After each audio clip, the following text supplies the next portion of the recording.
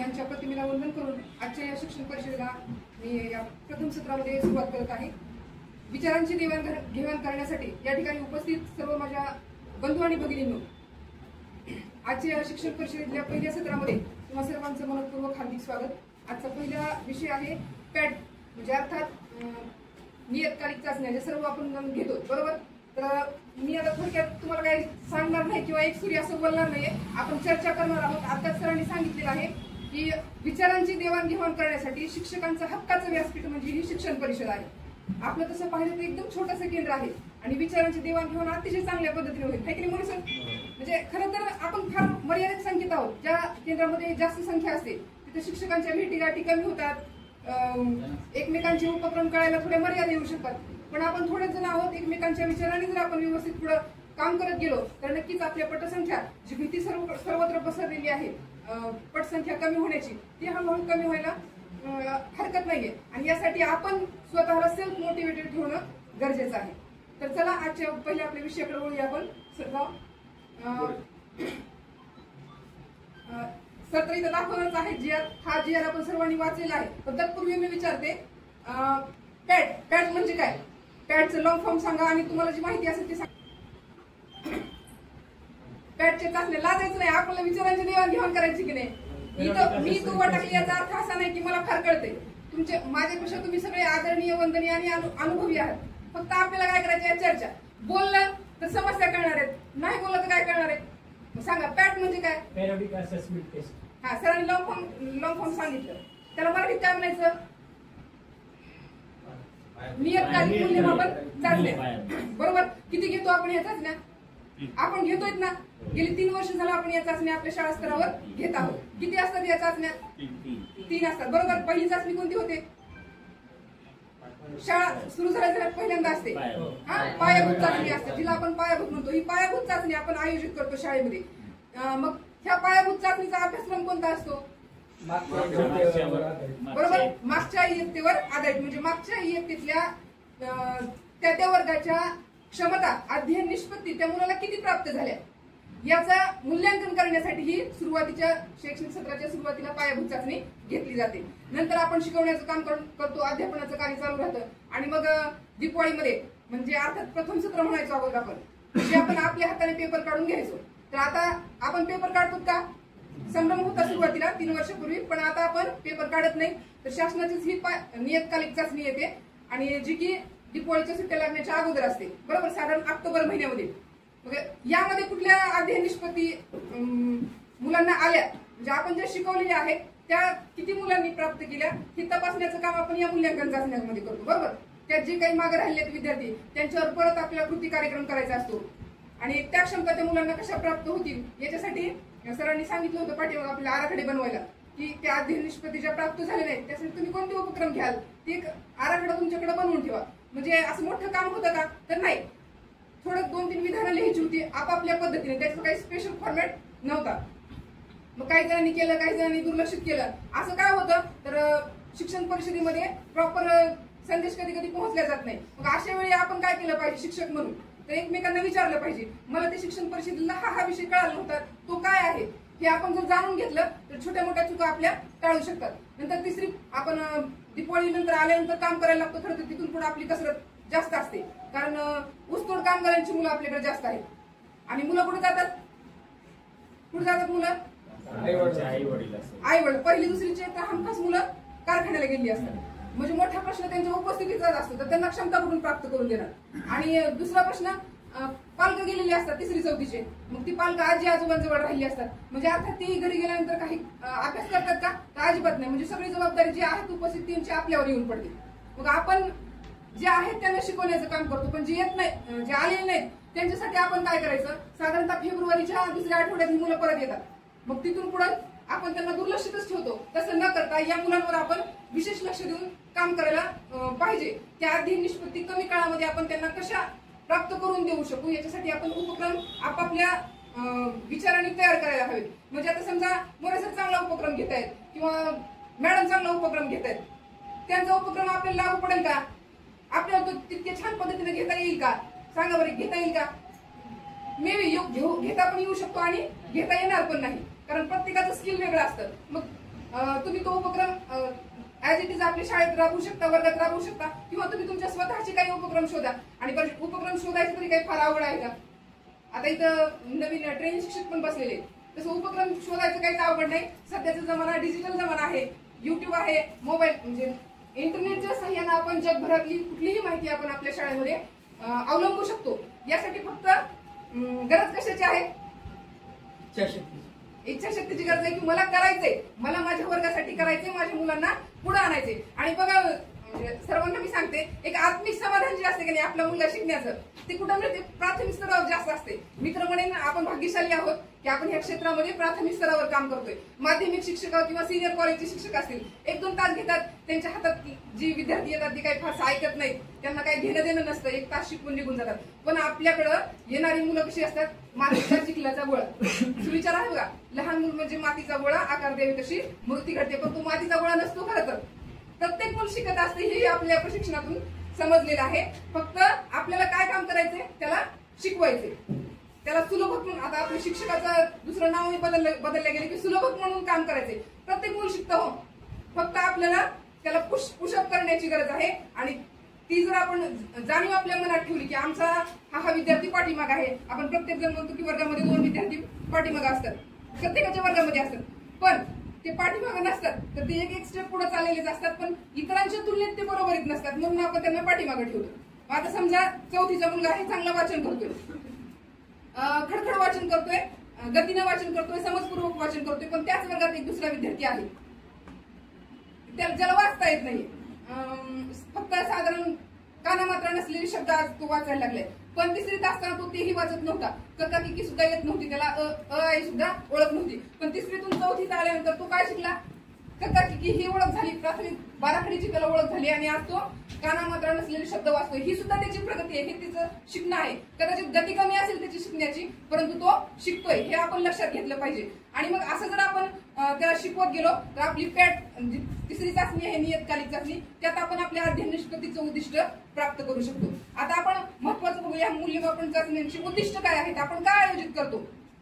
शासनाचे वेगवेगळे उपक्रम वारंवार चालू असतात. आपण मला वाटते मागच्या गेल्या उन्हाळ्यामध्ये मी तुम्हाला सांगितलं होतं, आढावा घेतला होता की शासनाची वेगवेगळी धोरणं येतात, आपण त्यामध्ये अंमलबजावणी करत असतो, काही करतो, काही सोडून देतो. परंतु आता उहापोह केल्यानंतर असं लक्षात येतं की ह्या चाचण्या आहेत कशासाठी?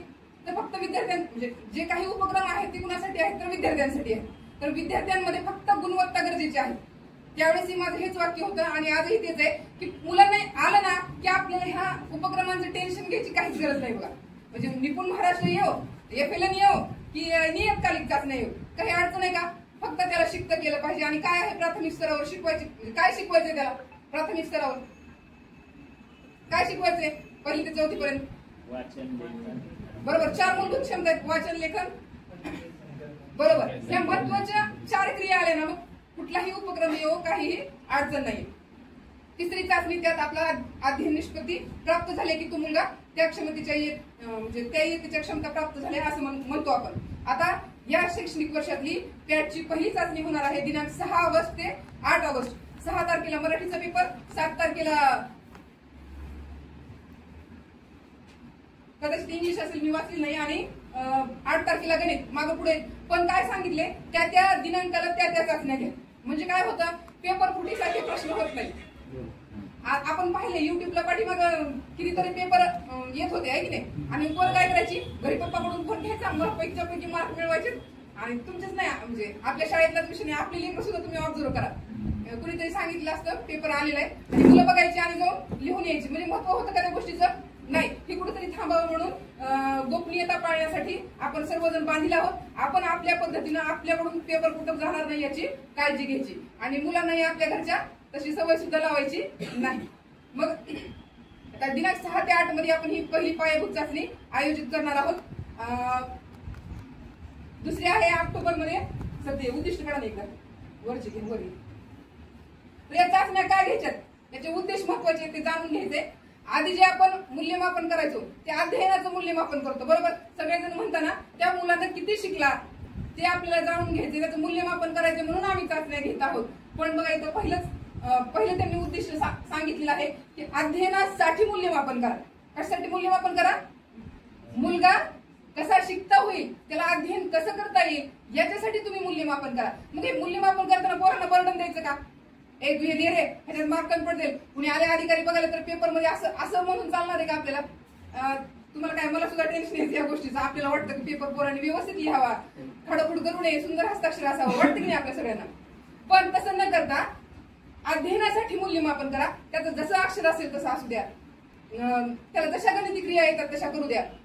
असं टेन्शन घेऊ नका की माझा स्तर माझ्या मुलांचा पुढचा असला पाहिजे. जो बेसिक स्तर आहे त्याचा जो आहे तो आपल्याला या पहिल्या चाचणीत कळणार आहे. म्हणून ह्या परीक्षा घेताना एकदम टेन्शन फ्री घ्या. तुम्ही टेन्शन फ्री घ्या आणि त्या मुलांनाही टेन्शन फ्री देऊ द्या. म्हणजे हसत खेळत वातावरणामध्ये बसून तुला जसं येते तसं सोडव म्हणायचं. आणि मग त्यावेळेस आपल्याला तो कुठं कमी आहे ते कळणार आहे. बरोबर.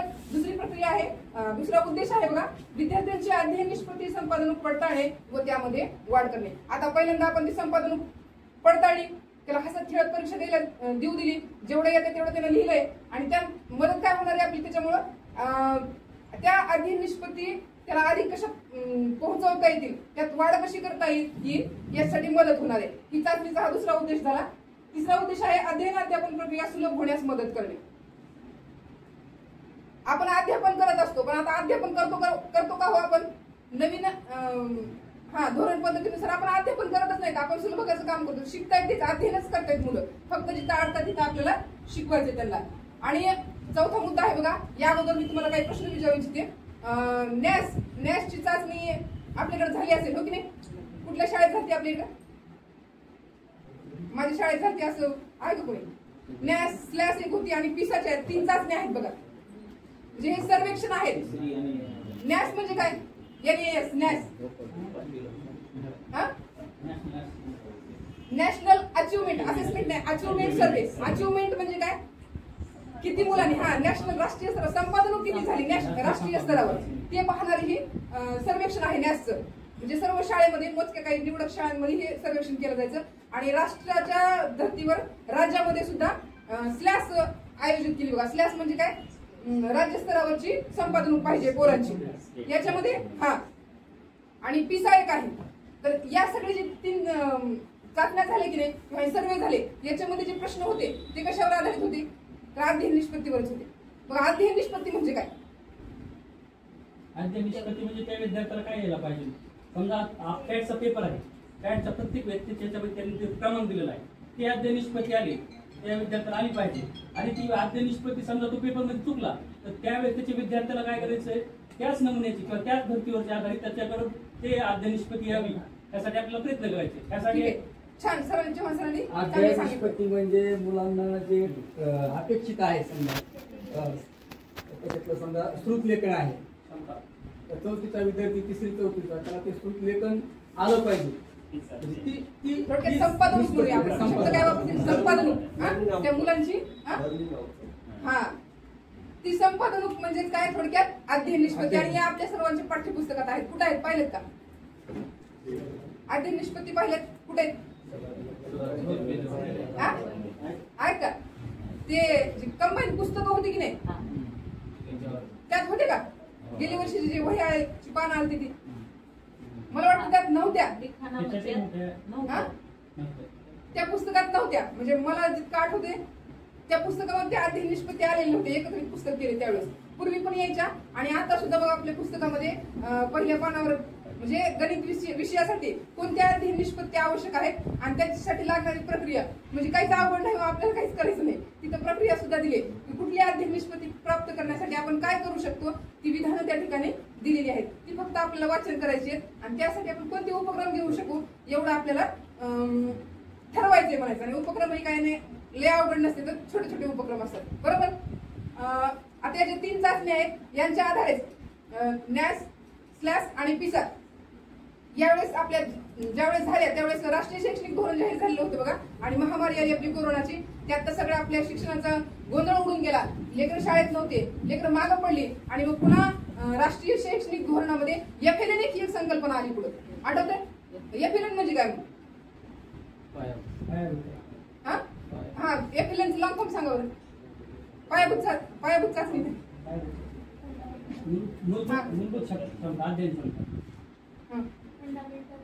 फाउंडेशनल आहे. एक म्हणजे फाउंडेशनल, एल म्हणजे लिटरसी अँड न्यूमरसी, त्यालाच आपण मराठीमध्ये पायाभूत साक्षरता आणि संख्याज्ञान. थोडक्यात काय या राष्ट्रीय शैक्षणिक धोरणात काय सांगितले 2020 मध्ये आलेल्या, ती अचानक आपल्याला संकट पण आलं की मुलांना FLN आलं पाहिजे, म्हणजे थोडक्यात पायाभूत साक्षरता त्यांच्या अंगी आली पाहिजे, म्हणजे वाचन आलं पाहिजे आणि संख्याज्ञान एक आपल्या आलं पाहिजे मुलांना. याच्यासाठी FLN चा कार्यक्रम आपल्याला असा आखून दिलेला आहे. कधीपर्यंत साध्य करायचं हे आपल्याला FLN? बरोबर सर, 2026-27 म्हणजे आता किती वर्ष राहिले त्याच्यासाठी? 25-26 तर आता चालू आहे, म्हणजे हे 1 वर्ष आणि पुढचं 1 वर्ष, अर्थात 2 वर्षामध्ये हा कार्यक्रम या ठिकाणी संपणार आहे. ही FLN आपल्या सर्वांना यावं, पायाभूत संख्याज्ञान आणि साक्षरता मुलांच्या अंगी यावी, याच्यासाठी आपल्याला कृती कार्यक्रम आखायचा आहे. आणि या कृती कार्यक्रम तयार करण्यासाठी आणि अंमलबजावणीसाठी सुद्धा या आपल्याला चाचण्या उपयोगी ठरणार आहे. बघा म्हणजे कसं कनेक्शन आहे नेप राष्ट्रीय शैक्षणिक धोरण 2020 त्यात आलेला FLN चा उपक्रम आणि त्याला साध्य करण्यासाठी ह्या नियतकालिक चाचण्या उपयोगी पडणार आहे. आणि नंतर 6वा उद्दिष्ट आहे इयत्ता व विषयनिहाय अध्ययन निष्पत्तीमधील राज्याची संपादन स्थिती समजण्यास मदत होते. आपण जे चाचण्या घेतो आणि ह्या चाचण्या आता आपण ऑनलाईन करतो, बरोबर? म्हणजे आता थोडक्यात डाटा एकत्रित संकलित होईल. आता या चाचण्या कुठं ऑनलाईन करतो आपण? म्हणजे गुण आपण जे नोंदवतो ती कुठं ऑनलाईन करतो? स्विफ्ट चॅट वर करतो. VSK काहीतरी साईट पण आहे वाटतं विद्यासंस्थेची, त्या साईटवर. आणि सगळेजण आपण स्विफ्ट चॅट वापरत आहोत सध्या, ऑनलाईन उपस्थिती आणि पॅडचे गुण भरण्याचं काम करतोय. म्हणजे हा डाटा काय व्हायलाय? राज्याचा संकलित व्हायलाय आणि राज्याला मग आपल्या शिक्षण क्षेत्रातली स्थिती समजण्यासाठी मदत करत आहेत या नियतकालिक चाचण्या, की मुलं कुठपर्यंत आहेत आणि जी माग आहे त्यांच्यासाठी आपल्याला काय करता येईल. महत्वाचं बघा, शासनानं आता कारवाया बंद करून टाकल्यात. पूर्वी तरी असायचं, मला वाटतं सर तुमच्या वेळेस असतं ना, तुम्ही जेव्हा लागलात त्यावेळेस, की काही झालं शिक्षकांकडून की थोड्याफार कारवाया व्हायच्या, पण आता ती भीती सुद्धा राहिलेली नाहीये. शासन काय म्हणते, फक्त तुम्ही काम करा. कुठल्याही तुमच्या पद्धतीने तुम्ही काम करा. म्हणजे इतकं स्वातंत्र्य मिळालेलं आहे आपल्या शिक्षकांना. पूर्वीसारखं बटन आहे का काही? दैनिक टाचणं आपल्याला पूर्वी बनवावं लागायचं, त्याच्यासाठी खरंच अभ्यास करावा लागायचा. उद्या लेकरांना काय घ्यायचे, पुस्तक हातात घेत होतो आणि आता आपण पुस्तक सुद्धा हातात घेत नाही, वर्गावर जातो शिकवतो. त्यातही दुसरी आपली शिक्षकांची बाजू म्हणलं तरी वेगवेगळे उपक्रम आहेत, आहे की नाही? पण कुठंतरी हे सगळं बाजूला ठेवून आपल्याला या गोष्टींकडे लक्ष देणं गरजेचं आहे. चला पुढे घ्या सर. यासाठी माध्यम कोणते आहेत? तर आपल्या सगळ्यांचं माध्यम कोणतं आहे?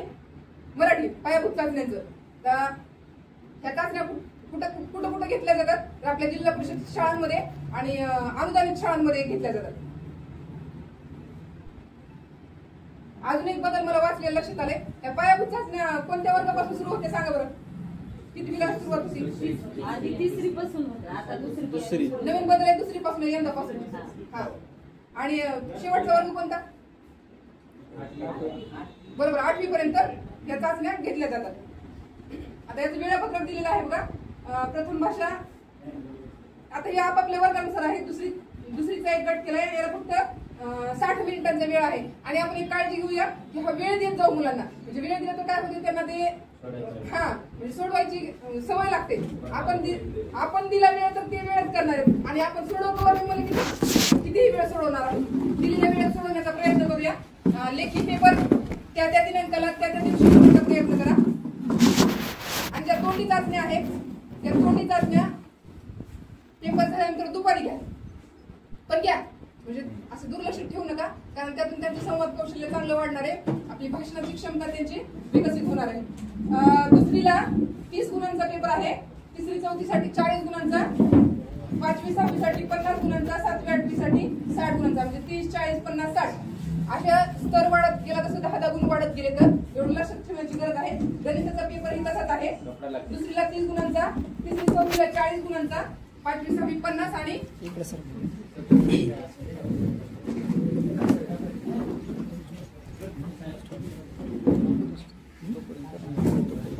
मराठी. प्रथम भाषा 6 तारखेला असणार आहे, 7 तारखेला गणित असणार आहे आणि 8 तारखेला इंग्रजी असणार आहे. त्या दिवशी तारखेनुसार जे विषय दिले तेच पेपर घेण्याची कृपया सर्वांनी काळजी घ्या. कारण कसं आहे, पेपर जर दुसरा घेतला तर ती मुलगा घरी जाऊन सांगते कुणाला तरी, मग पेपर फुटल्या जोगच आपल्यावर आरोप होतात. खरं की नाही? काय वाटतं? मग त्या दिवशी घेत चला. तोंडी परीक्षा ही दुपार सत्रात घ्या. आणि आता त्यांनी सांगितलं होतं की जिथे संख्या जास्त आहे, पण आपल्याकडे संख्याच प्रश्न आहे, तर संख्या जास्त असल्याचा काही विषयच नाहीये. सर्वर घ्या.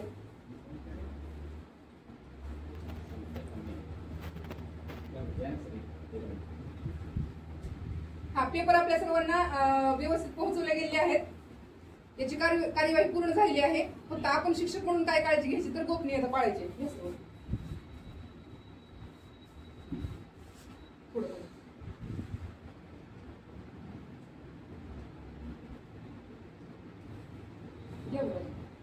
बघा पूर्वी 3री ते 8वी पर्यंतच घेतले जायचे पेपर आहे की नाही. आता या वर्षीपासून 2री हा वर्ग सुद्धा ऍड झालेला आहे. झाले आपण शिकलोय. घ्या सर्व.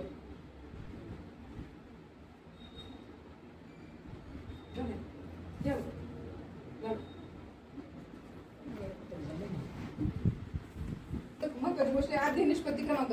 तुमच्या पुस्तकामध्ये तुम्ही आता उद्या गेल्यानंतर बघा पुस्तकात एक पेज आहे.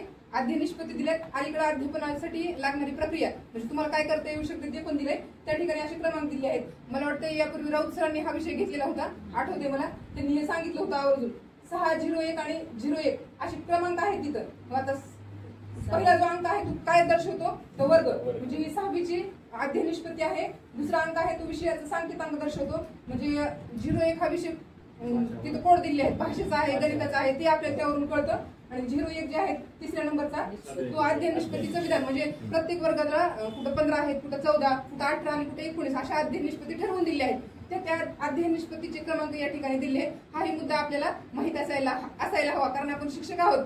आपल्या शिक्षणातले छोटे छोटे बारकावे माहित असायला हवे. आणि अपेक्षा करते की उद्या जाऊन तुम्ही सगळ्यांनी अध्ययन निष्पत्ती आवर्जून पाहाल. बघा इथं वर्ग वाईज अध्ययन निष्पत्ती दिली आहे. 3रीसाठी 14 आहेत 4थीसाठी 18. पण हे न पाहता मी म्हणेल तुम्ही उद्या सगळ्यांनी सगळ्या आपल्या वर्गाची पुस्तकं पहा आणि अध्ययन निष्पत्ती किती आहेत त्या पहिल्या पेजेसवर तुम्हाला पाहायला मिळतं.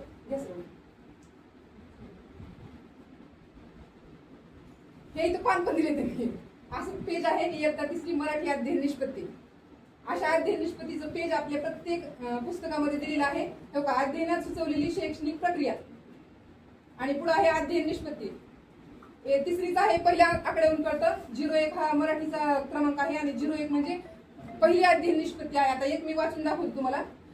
पहिली अध्ययन निष्पत्ती आहे 3रीच्या मराठी विषयासाठी. सांगितली जाणारी गोष्ट कथा कविता इत्यादी समजपूर्वक ऐकतात व आपली प्रतिक्रिया व्यक्त करतात. ही पहिली अध्ययन निष्पत्ती आहे. आता काही अवघड आहे का? आपले लेकरं ऐकतात पण ते आपल्याला माहित नसते की कोणत्या अध्ययन निष्पत्ती आहेत. म्हणून आम्हाला प्राप्त इतकं नाही तसा गोंधळ उडतो. त्यासाठी लागणारे बघा काय काय घेता येऊ शकते. सर्व विद्यार्थ्यांना वेगळ्या रूपात सक्षम मुलांसहित वैयक्तिक गटात कार्य करण्याची संधी आणि प्रोत्साहन मिळावं यासाठी काही प्रक्रिया दिलेली आहे. आपल्या भाषेत बोलण्याचे चर्चा करण्याचे भरपूर स्वातंत्र्य आणि संधी दिली पाहिजे. हे जर तुम्ही वाचून घेतलात तर काय करावं आणि काय करू नये या गोष्टी कळतात. अजून एक गोष्ट आवर्जून सांगते की जेव्हा तुम्ही विद्यार्थ्यांकडून उत्तर मागवून घेतात तेव्हा ते बोली भाषेत बोलतो मग ते आपण ऍक्सेप्ट करतो हे जितकं खरंच आहे. पण कधी कधी आपण त्यांची उत्तरं नाकारतो. असं आहे का आपल्याकडे कोणी की आपण म्हणतो म्हणजे करतो सगळेजण की नाही रे हे तुझं बरोबर नाहीये. सहजच म्हणतो म्हणजे तसं काही उद्देश नसतो त्या मुलाला दुखावण्याचा. पण सहज म्हणतो की नाही तुझं चुकलं बस खाली दुसरं कोण सांगते असं आपण सरळ म्हणतो. पण तसं न म्हणता त्याचं उत्तर आपण ऍक्सेप्ट केलंय असं दाखवलं पाहिजे. ठीक आहे बरोबर आहे पण तू अजून प्रॉपर उत्तराकडे म्हणजे परिपूर्ण उत्तराकडे गेलेलं नाही. थोडक्यात तुझं उत्तर बरोबर आहे अजून अधिक कोण चांगलं सांगेल रे असं आपण म्हणून त्या मुलांना प्रोत्साहित केलं पाहिजे आणि मग तो आपल्यासमोर व्यक्त होणार आहे. या सर्व अध्ययन निष्पत्ती तुम्हाला आपापल्या स्तरानुसार वर्गानुसार वाचून घ्यायचे. सर्व घे. माझं फास्ट बोलणं आहे काही अडचण नाही ना समजते. 8वी विषय इयत्तेचे या ठिकाणी अध्ययन निष्पत्ती दाखवलेत बघा तेच आहे सेम. पण हे इथं पाहण्यापेक्षा तुम्ही उद्या वर्गावर गेल्यावर पुस्तक आवर्जून नक्की पाहायला अशी मी अपेक्षा ठेवते. येतात या ठिकाणी जे प्रश्न आहेत ते कसे येतात तर कविता आहे का विचारलेल्या प्रश्नांची उत्तरं द्या. या ठिकाणी 3 प्रश्न प्रकारांचा समावेश आहे. वस्तुनिष्ठ प्रश्न आहेत लघुत्तरी प्रश्न आहेत आणि दीर्घोत्तरी प्रश्न आहेत की नाही. 3 स्वरूपाचे प्रश्न या ठिकाणी येतात. त्याची तयारी आपल्याला वर्गामध्ये करून घ्यायची आहे. राहू द्या झाले कामापुरतं झालेलं आहे.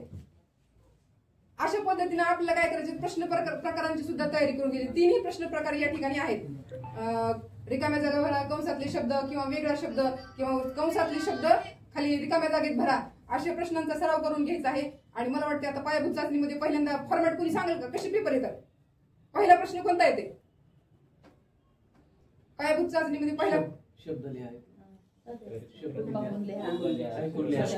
आता हे वर्गानुसार आहे का? छोट्या वर्गाला आता मी गेल्या वर्षी तिसरी चौथीला होते बघा. तिसरी चौथीचं कोण सांगेल का? पहिला प्रश्न कोणता येते? उतारा येतो छोटा, 4-5 वाक्याचा उतारा येतो आणि उतारा समजपूर्वक वाचन करून त्याला त्यावर आधारित प्रश्न विचारत असते.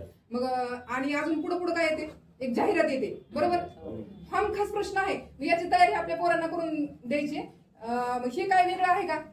खरं बघायला गेलं तर ह्या चाचण्याचा आपल्या पुस्तकाचा काही सहसंबंध आहे का? आहे का? नाही नाही हो का नाही? आहे, सहसंबंध आहे. म्हणजे असं आपण म्हणतो की ते प्रश्न इकडे येत नाहीत असं नाहीये.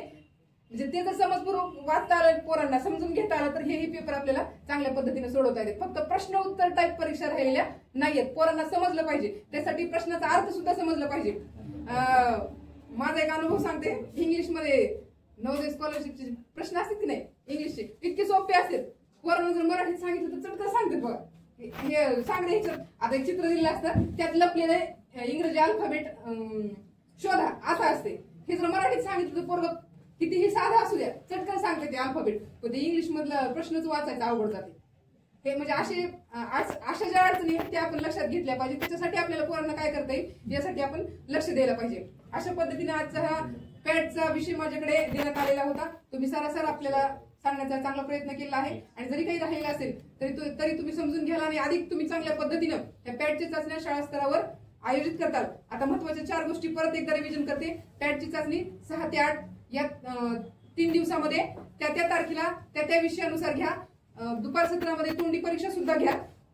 याचबरोबर ह्या चाचण्या आयोजित करताना टेन्शन फ्री वातावरणात तुम्हीही टेन्शन फ्री राहा आणि मुलांनाही टेन्शन देऊ नका. ह्या महत्वाच्या गोष्टी लक्षात ठेवा आणि चाचण्या आयोजित करण्यासाठी तुम्हाला शुभेच्छा. आता अजून दुसरा एक विषय आहे, तोही लागलीच थोडक्यात तुम्हाला सांगते. याची तारीख निघून गेली आहे, पण सरांनी तुमच्या कानावर असं म्हणून हा विषय माझ्याजवळ दिला आहे. पाठीमागे सर्वांनी पत्र वाचलं असेल, आयडॉल शिक्षकांचा शोध. आलं होतं का पत्र? सर्वांनी वाचलं आणि दुर्लक्ष केलं. कशाला पडायचे म्हणतात असं वाटतंय सहजच, कारण याच्यामध्ये कागदपत्रांची मागणी करतात. सगळेजण या ठिकाणी बसलेले शिक्षक आयडॉल आहेत. कुणाच्या नजरेत? कुणाच्या? स्वतःच्या नजरेत आहात. आधी स्वतःच्या नजरेत आहात आणि नंतर तुमच्या वर्गातल्या त्या चिमुकल्यांच्या पुढे जेव्हा तुम्ही उभा टाकता तेव्हा ते तुम्हाला आदर्श व्यक्ती म्हणून पाहत असतात आणि तुमच्याकडून शिकण्याचा प्रयत्न करत असतात. म्हणजे अर्थातच तुम्ही सगळेजण आयडॉल आहात, पण त्यातल्या त्यातही आपल्या शिक्षण प्रक्रियेमध्ये काही शिक्षक असे सेल्फ मोटिवेटेड असतात पहा. म्हणजे असं ओतप्रोत भरलेलं असते त्यांच्यामध्ये शिक्षण प्रक्रिया. त्यात पहिलं उदाहरण येतं, कुणाचं येते डोळ्यासमोर येते? कुणाचं सध्या नाव चर्चेत आहे? वारे गुरुजींचं नाव येते. म्हणजे किती खडतर परिस्थितीमध्ये त्यांना तिथून बदललं, निलंबित केलं, अडीअडचणींना सामोरे गेले, तरी त्या डोंगराळ भागात जाऊन परत त्यांनी शाळा जगामध्ये 10 नंबरच्या यादीमध्ये आणली म्हणायचं. म्हणजे किती मोटिवेटेड आहे तो माणूस. त्यांना कुणी म्हणतंय का की तुम्ही हे करा म्हणून, तरी ते स्वतः करतायत, स्वतःचे जीव की प्राण लावतायत. असं सेल्फ मोटिवेटेड आपण असायला हवं. आणि आहेत असे काही शिक्षक, तसं म्हणायला गेलं तर सगळेजण तुम्ही सेल्फ मोटिवेटेड आहातच. म्हणजे मी असं हे म्हणत नाही वेगळ्या दृष्टीनं, खरी वास्तविक सांगते की प्रत्येकाकडं आपण सेवा पत्करली, शिक्षण सेवा याचं भान सगळ्यांना असतं, पण कुठेतरी दुसऱ्या काही गोष्टी असतात. अवतीभोवतीचं वातावरण बरोबर नसतं किंवा आपले शिक्षक एकमेकांना नावं ठेवतात की हा पुढे गेला, तो पुढे गेला, हा असं म्हणायला तसं म्हणायलाय, ह्याच्यात काय असते, त्याच्यात काय असते, काहीच करून काय उपयोग नाही. ह्या ज्या काही विधान आहेत याच्यापासून आपण अलिप्त राहायला पाहिजे, लांब राहायला पाहिजे. तर मग आपण सेल्फ मोटिवेटेड राहू शकतो, असं माझं मत आहे. आपण नक्कीच तुम्ही लांबच्या प्रक्रियेत जाऊ नका, फक्त पण शाळेच्या प्रक्रियेमध्ये तुम्ही अतिशय उत्साहाने सहभागी झाला. जसे आमच्या कानडे मॅडम असतात, सकाळी आलं की स्वच्छतेच्या मागे लागतात, कुणी सांगत नाही, काही नाही. म्हणजे सेल्फ मोटिवेटेड गोष्टी आहेत.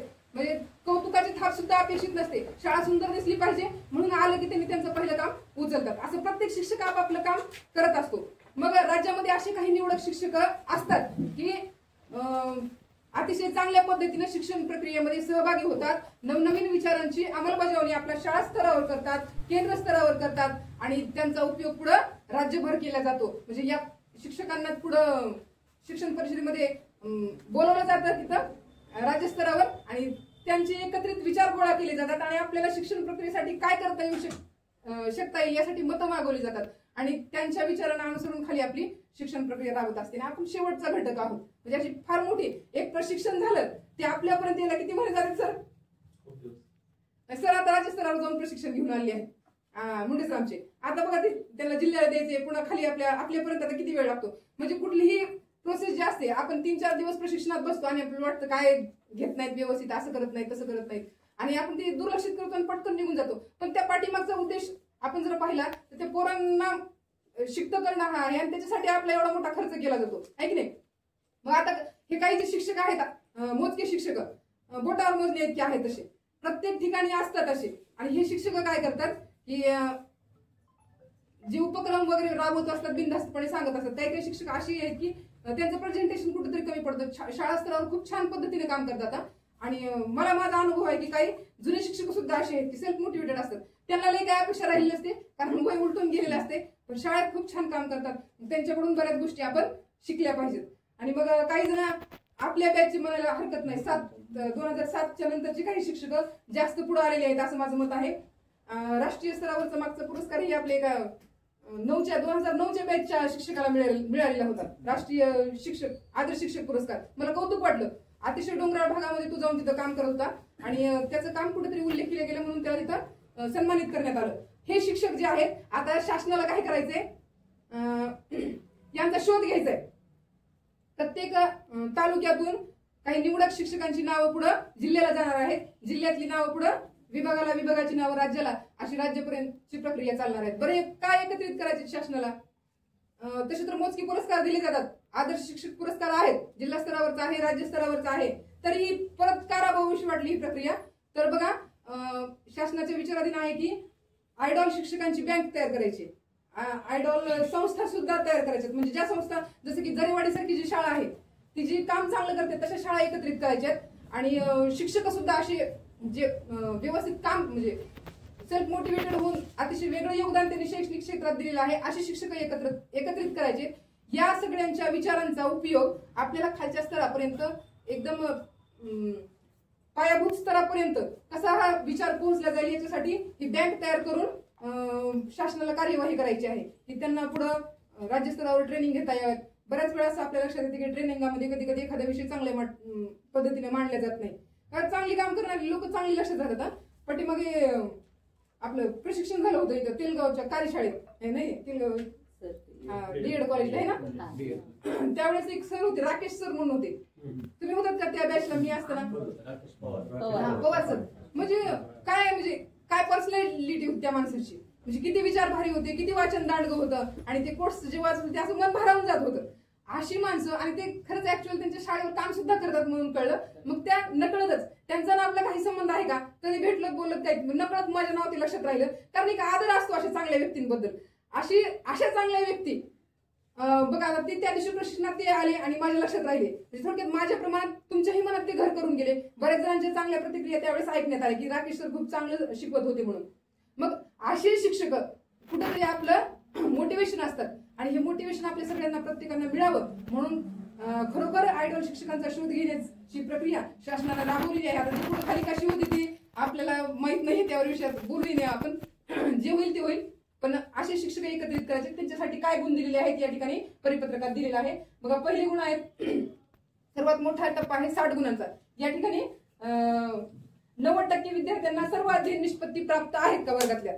जास्त वेटेज कशाला दिला आहे? परत अध्ययन निष्पत्तीवरच आलो. आपल्या मुलांना वर्गात किती येतं आणि किती नाही हा महत्वाचा मुद्दा या आयडॉल शिक्षकांसाठी लागू केला आहे. या सर्व. दुसरा आहे BMI चा. तुम्ही वजन, उंची बरोबर आहे का तुमची, म्हणजे थोडक्यात मानसिक शारीरिक आरोग्य तुमचं उत्तम आहे का, हेही हा दुसरा निकष या ठिकाणी आयडॉल शिक्षक शोधताना लावलेला आहे. आणि सूचना दिलेली आहे बघा, ज्यांचं जास्त वजन आहे त्यांनी तज्ञांच्या मार्गदर्शनाने व्यायाम सुरू करावा. आपल्यात तुम्ही असेल तर व्यायाम सुरू करायला हरकत नाहीये. घ्या सर्व. दुसरं, याच्यासाठी 5 मार्क आहेत. जर तुम्ही तिसरा निकष आहे, शिक्षकांच्या कामामुळे तालुका, जिल्हा, विभाग, राज्य, आंतरराष्ट्रीय स्तरावरच्या विविध परीक्षा किंवा घटनांमध्ये विद्यार्थ्यांच्या सहभागासाठी किंवा स्पर्धा, कामगिरी किंवा यशस्वीता इत्यादी करिता केलेल्या कामाकरिता त्यांच्यासाठी 5 गुण आहेत. मग आता ह्याच्यात वेगवेगळे निकष लागू शकतात. आपले वर्गातली मुलं आपण आंतरराष्ट्रीय स्तरात वेगवेगळ्या स्पर्धेमध्ये, वेगवेगळ्या कार्यक्रमांमध्ये, उपक्रमांमध्ये आपण किती सहभागी केले त्याच्यासाठी गुण आहेत. जर आपले जिल्हा स्तरावर जर आपण सहभागी केले आहेत तर 1 गुण आहे. असे वेगवेगळे गुण करून 5 गुण दिलेले आहेत. बघा, आंतरराष्ट्रीय स्तरापर्यंत जर आपले विद्यार्थी पोहोचले असतील तर 5 गुण आहेत. मला वाटते आपल्याकडे ते MTS मंथनच्या परीक्षा घेतल्या जातात का? आपल्या केंद्रात नाहीच ना आपण करत. नाही तिकडे वरच्या साईडला जरा जास्त आहे. इकडे आहे कुणी आपले एजंट